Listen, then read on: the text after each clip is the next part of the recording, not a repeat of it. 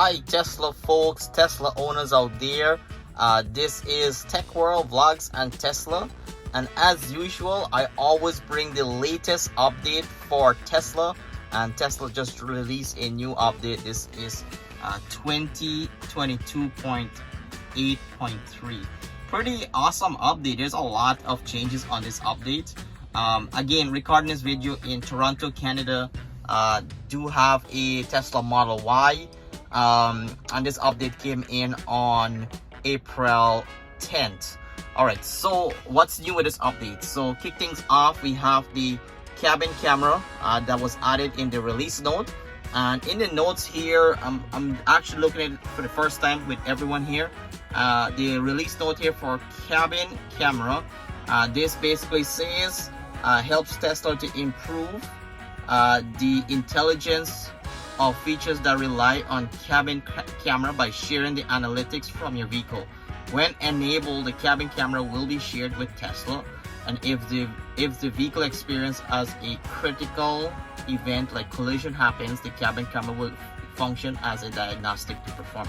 So basically this is for Tesla on the back end to really dig into why a collision might have happened, if it's at fault or if it's a defect in the vehicle. You do have to enable this feature. So if you go under the data sharing, you have to allow Tesla to capture these accident or these collisions or whatever situation requires a cabin camera. Other changes that's added here is charge time estimation. So basically this allows estimated charging times are now more accurate by taking the current battery pack temperature into account when a vehicle is connected to a supercharger or third party. Very similar to the previous update. I guess there's some improvements on this. And then preconditioning the vehicle. When vehicles preconditioning access via the Tesla app is now remain active up to 30 minutes after the door is open, making it easier to load your vehicle without affecting the climate control. Pretty awesome. I might not change there. And then the other one here is active phone call.